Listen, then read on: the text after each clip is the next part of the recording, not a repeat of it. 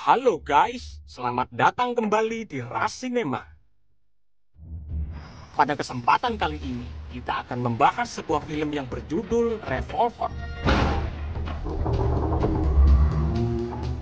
Film ini menceritakan tentang mantan seorang narapidana yang baru saja keluar dari penjara selama 7 tahun menjalani masa hukumannya. Dan kini beliau harus terlibat masalah dengan seorang bos mafia judi ilegal terganas.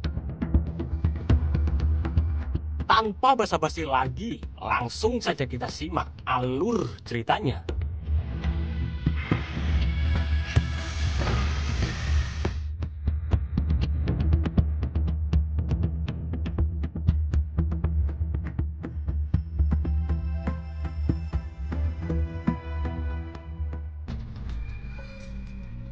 Film diawali dengan diperlihatkannya seorang pria yang dikawal sipir.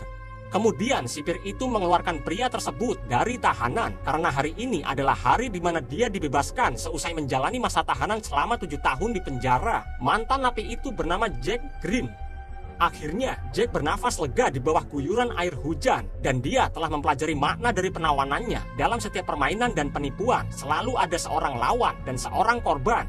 Sepertinya Jack ini selanjutnya akan menuntut balas pada orang yang sudah menyeretnya dalam bui.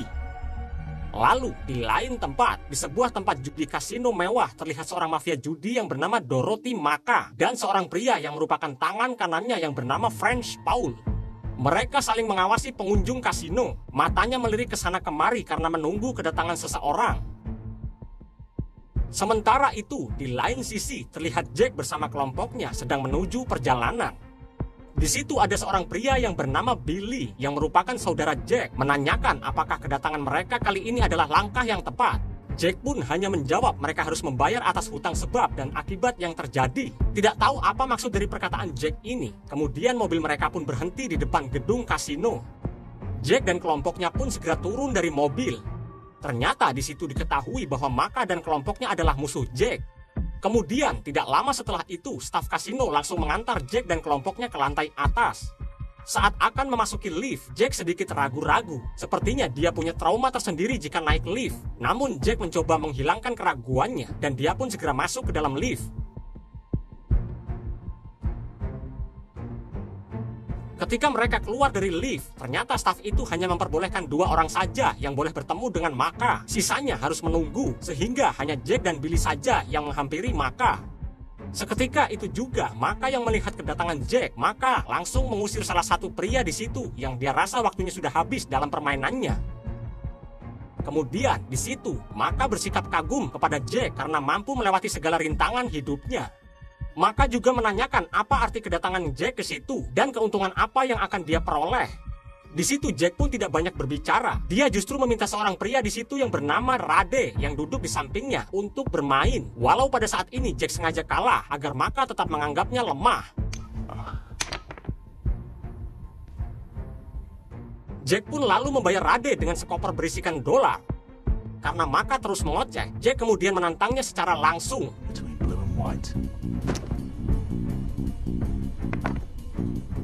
Di luar dugaan Maka, Jack justru menang dalam tantangannya. Jack pun mendapatkan hadiah uang yang begitu banyak, sementara Maka terdiam kesal karena merasa dipermalukan di tempat umum.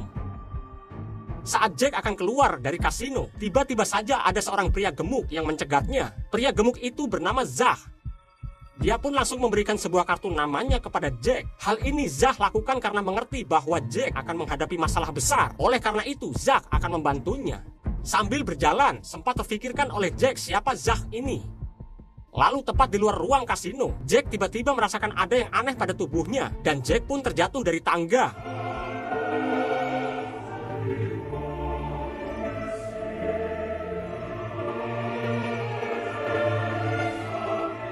Sementara itu, Maka yang masih kesal karena dikalahkan serta dipermalukan oleh Jack di depan umum, meluapkan kekesalannya kepada Paul dan lalu meminta Paul untuk memburu kelompok Jack dengan meminta bantuan seorang pria yang bernama Sorter. Karena Maka tidak ingin ada orang yang berlagak seperti gangster. Sementara itu, di sisi lain, Jack yang terjatuh tadi langsung dibawa ke rumah sakit.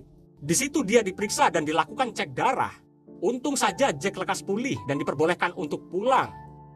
Setelah pemeriksaan usai, Jack bersama kelompoknya pulang ke rumah tanpa Billy. Jack tidak sadar sudah ada yang memata-matai rumahnya.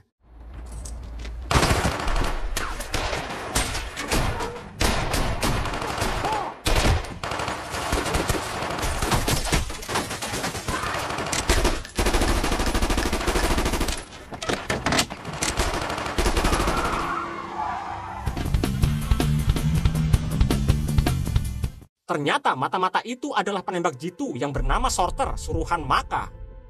Paul yang tahu kalau Sorter gagal dalam menjalani aksinya itu, Paul pun segera melaporkan aksi kegagalan Sorter. Mendengar hal ini, Maka sangat marah dan kesal, lalu terheran mengapa kali ini Sorter bisa gagal. Begitu juga dengan Sorter sendiri juga heran, mengapa aksinya untuk menghabisi Jack bisa gagal begitu saja, padahal sebelumnya dia tidak pernah meleset saat menembak. Kemudian di lain tempat terlihat Zach membawa Jack yang selamat ke sebuah bar. Lalu Zach mengenalkan Jack kepada anggota gengnya yang bernama Avi. Saat pertemuan itu berlangsung, di situ menariknya, Avi dan Zach berhasil mendapatkan hasil pemeriksaan medis Jack. Avi lalu mengatakan bahwa Jack akan mati dalam kurun waktu 3 hari karena Jack terkena penyakit mematikan yang menyerang darah dan organnya. Di situ Jack pun hanya terdiam mendengar apa yang Avi katakan sembari mengamati berkas pemeriksaannya. Avi juga lalu berkata bahwa mereka sudah membantu menyelamatkan Jack secara cuma-cuma. Namun, untuk bantuan selanjutnya tidak ada yang gratis. Maka dari itu, Avi menawarkan 2 syarat agar mau membantu Jack. Dalam pikiran negatif Jack, dia merasa seperti diperalat. Namun Jack lagi dan lagi hanya bisa terdiam. Lalu Zach pun mengatakan syarat yang pertama, bahwa Jack harus memberikan harta yang dia peroleh sekecil apapun itu pada geng Avi dan Zach.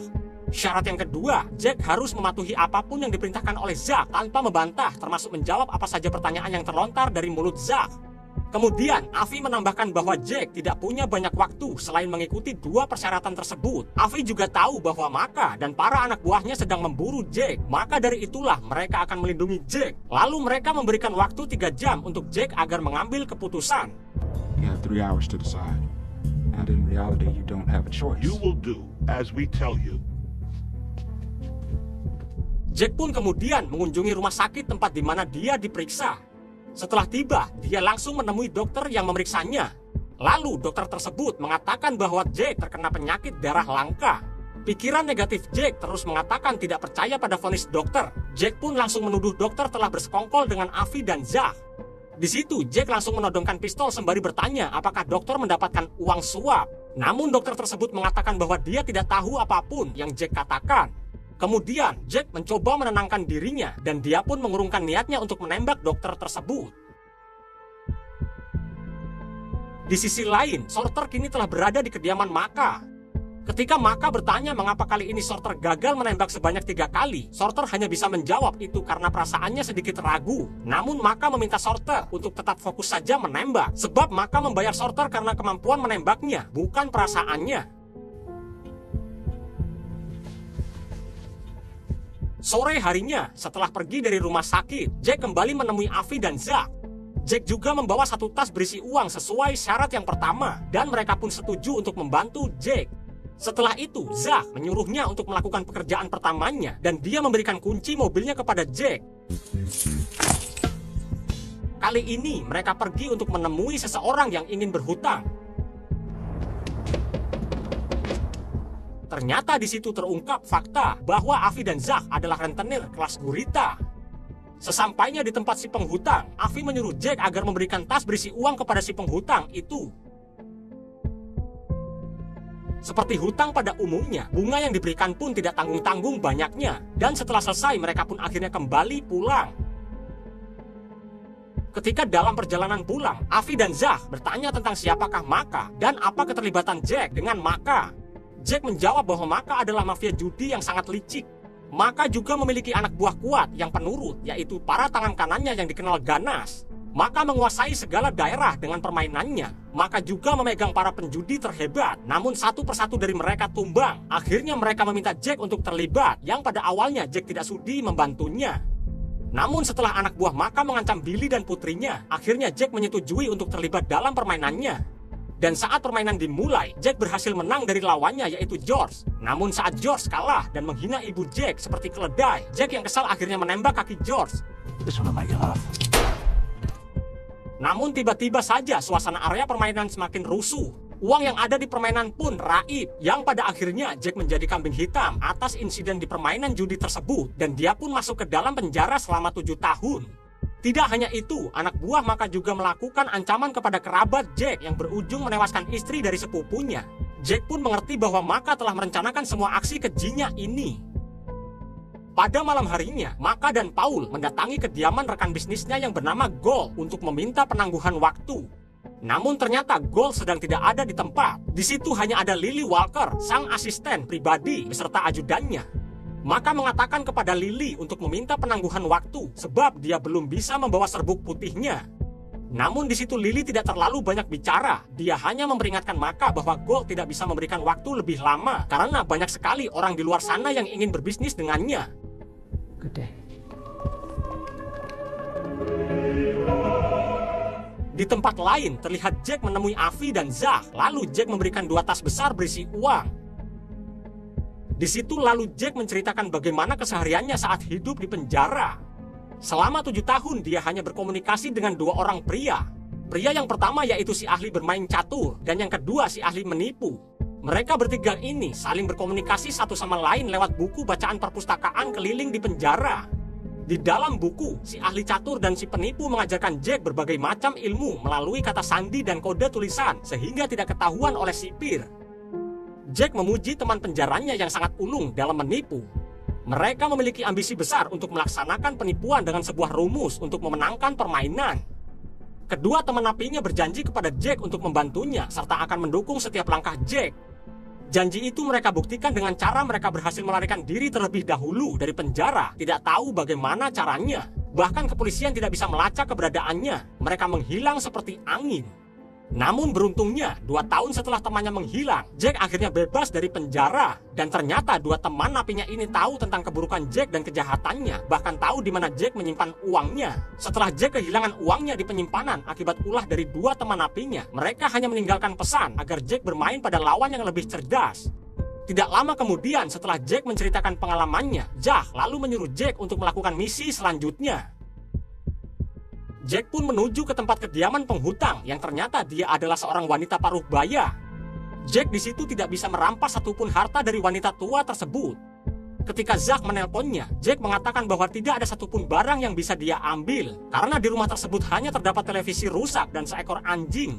Walaupun Zack menyuruh Jack agar mengambil anjingnya, namun Jack tidak mengambilnya. Akhirnya Zack menyuruh Jack agar meninggalkan tempat tersebut. Sebelum Jack pergi, dia justru meninggalkan uang untuk wanita tua itu. Siapa tahu uang tersebut akan dia gunakan untuk melunasi hutangnya kepada Avi. Selanjutnya, Jack pergi menuju ke sebuah kantor yang bernama Horowitz untuk menagih hutang. Sementara itu, Avi dan Zack melancarkan misinya untuk mencuri sekotak serbuk putih milik Maka. Saat Jack datang, Zack bertanya apa yang dia dapatkan dari wanita tua dan Horowitz. Jack dengan santai menjawab kalau dia tidak mendapatkan apa-apa karena target mereka saat ini tidak memiliki apapun untuk dilunasi, sehingga membuat Zack mengatakan jika Jack tidak berhasil menyita barang atau menagih hutangnya, maka Jacklah yang harus membayar. Jack pun tidak masalah jika harus membayarnya.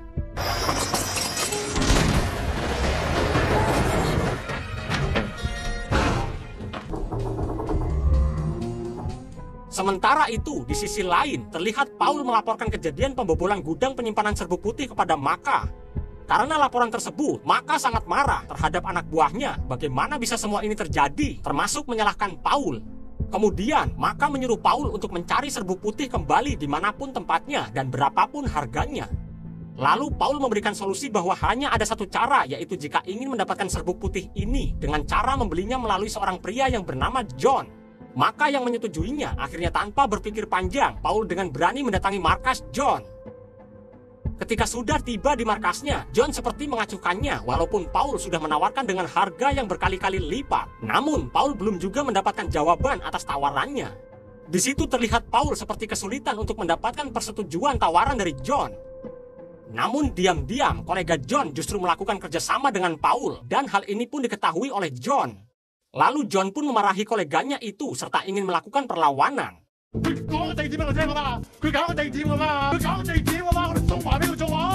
Maka yang mengetahui perlawanan John, dia tidak akan takut karena yang terpenting dari itu semua adalah mendapatkan serbuk putih itu.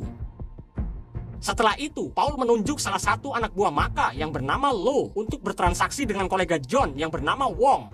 Mereka akan menukar sejumlah kotak uang dengan serbuk putih di sebuah hotel. Di saat yang bersamaan juga, Jack bersama Avi, Zach, dan seorang wanita yang bernama Doreen menyelinap ke dalam hotel. Mereka berpura-pura dengan menjadi petugas kebersihan. Mereka melakukan aksinya melalui kamar yang berada di tengah-tengah antara kamar kolega John dan kamar Lou. Dengan melubangi antar kamar, mereka menyemprotkan gas tidur, sehingga dari pihak kolega John maupun Lou sama-sama tertidur.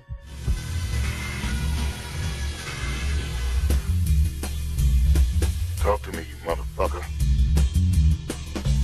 Setelah mereka semua tertidur, Jack dan kelompoknya segera bergegas masuk, lalu mengambil serbuk putih, uang, serta jam tangan yang bermerek. Setelah itu, mereka pun kembali ke markas.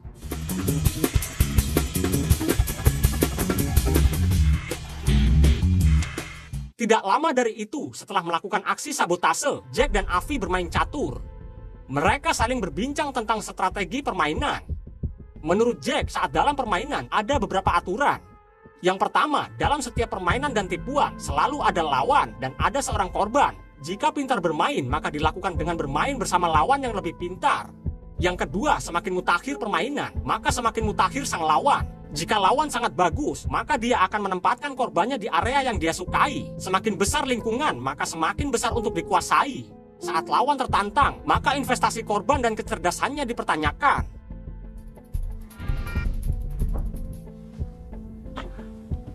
Checkmate. Keesokan harinya, Jack diajak Avi dan Zach ke kantor Horowitz untuk menagih hutang. Ketika mereka sudah sampai di Horowitz, tiba-tiba Jack mendapatkan telepon dari Billy.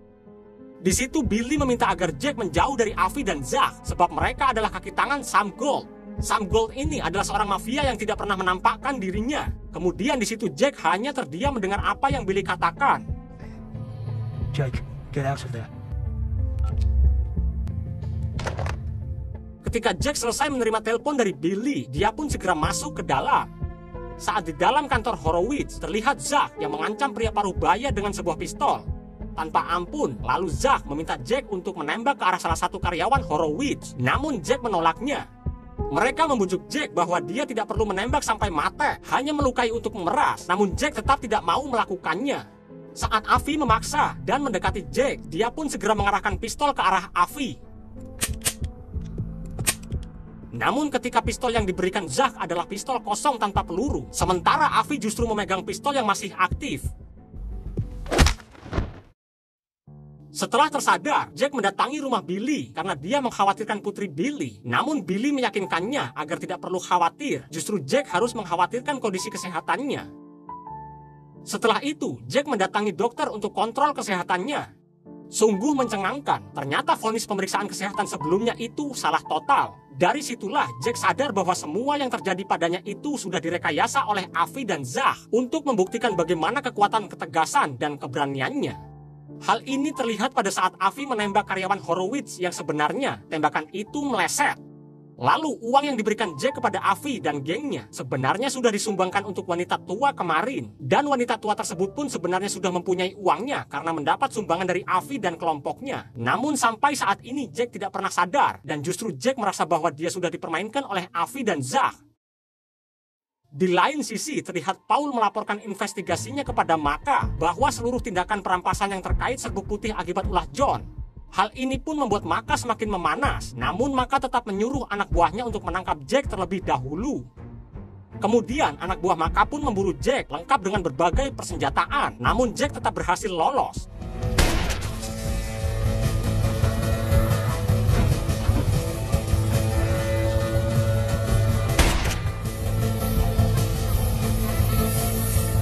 Anehnya, salah satu anak buahnya justru mati akibat terkena tembakannya sendiri. Jack yang berhasil lolos, dia pun langsung mengunjungi Avi dan Zach di malam harinya. Lalu di situ Avi dan Zach justru mengungkap kejelekan Jack. Avi mengatakan bahwa Jack lah yang membuat para Eddie bermunculan. Para Eddie ini ternyata ada Eddie A, Eddie B, dan Eddie C. Sebelum bekerja pada Maka, para Eddie tersebut bekerja dengan Jack. Hingga suatu ketika, Eddie tidak sanggup memberikan uang kepada Jack, sehingga mau tidak mau, mereka berhutang kepada Maka. Lalu, Maka yang tertarik pun akhirnya mengangkat para Eddie itu untuk langsung bekerja dengannya. Walaupun begitu, Eddie ini masih tetap percaya dengan Jack. Mereka menipu Maka, lantas Maka meminjamkan uang kepada Eddie yang selanjutnya uang tersebut diberikan kepada Jack. Begitu seterusnya hingga Jack kaya. Jack menikmati uang dari para Eddie, sementara para Eddie berusaha terus berargumen bagaimana agar bisa membayar uang kepada Maka, walaupun harus disiksa. The amount of cash they now owe them. Akhirnya para Eddie tersebut mati di tangan kanannya, yaitu Paul, atas suruhan Maka. Dengan kata lain, bahwa Jack bisa menjunuh orang hanya dengan kata-kata bijak. Di lain tempat, Maka yang sedang makan malam bersama rekannya didatangi oleh salah satu anak buahnya yang sempat memburu Jack.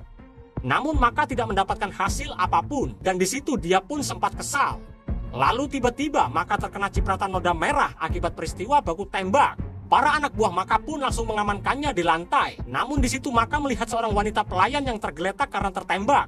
Dan tiba-tiba wanita pelayan itu ternyata masih hidup, lalu hendak menembak Maka.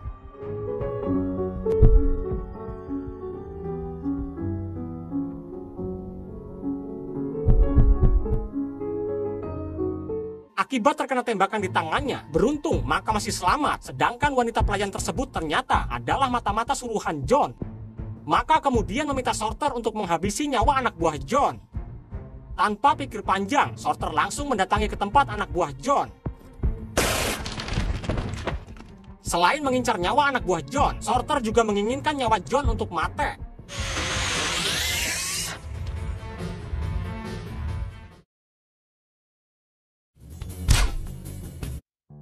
Di sisi lain, Jack perlahan mulai sadar bahwa Avi dan Zach sebenarnya adalah teman napinya ketika di penjara. Namun pikirannya kembali tidak tenang karena rasa bersalah Jack yang sudah menimbulkan banyak korban yang sudah terlibat dalam kasusnya. Setelah itu, Jack pergi menuju ke sebuah yayasan amal anak, lalu menyerahkan sejumlah uang dan mengatasnamakannya sebagai Maka.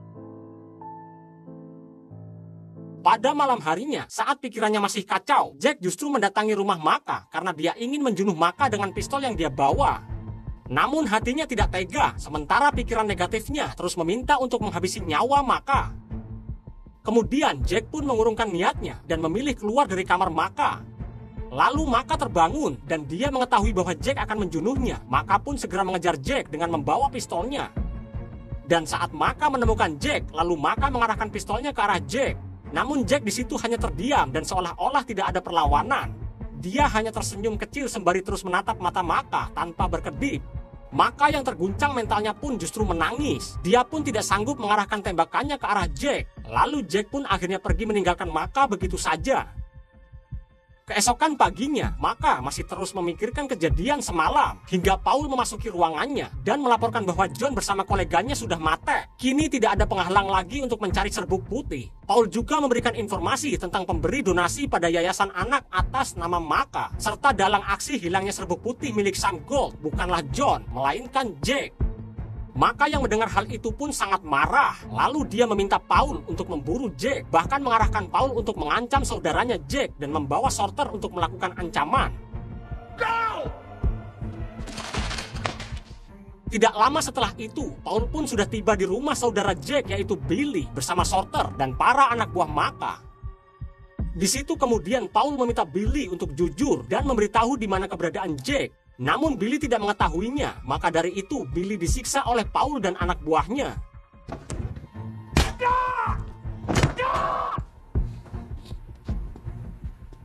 Saat Paul akan menyiksa putri Billy, tiba-tiba saja Porter berubah haluan karena dia tidak ingin melihat anak kecil terlibat dan menderita.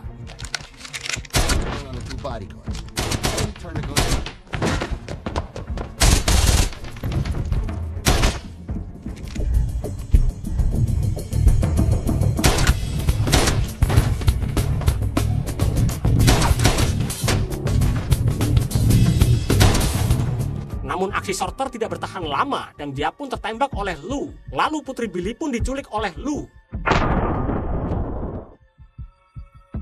Di lain sisi, sepertinya Avi dan Zach mengetahui bahwa putri Billy ditawan oleh Maka, sehingga dia merencanakan pertemuan Jack dan Maka dengan membawa serbuk putih Sam Gold. Avi dan Zach menunggu Jack di lobi, sementara pengawal mengantarkan Jack kepada Maka. Lalu terlihat Jack yang membawa tas berisi serbuk putih Sam Gold. Tanpa persiapan senjata apapun, Jack datang menantang Maka. Jack juga di situ melihat Rachel, putri Billy, di samping Maka yang menunduk ketakutan karena Maka mengancam akan menembaknya. Jack terus menatap Maka tanpa berkedip. Lagi-lagi, tatapan Jack seolah menghipnotis mental Maka hingga terganggu. Lalu bukannya menembak Rachel atau Jack, Maka justru menembak dirinya sendiri.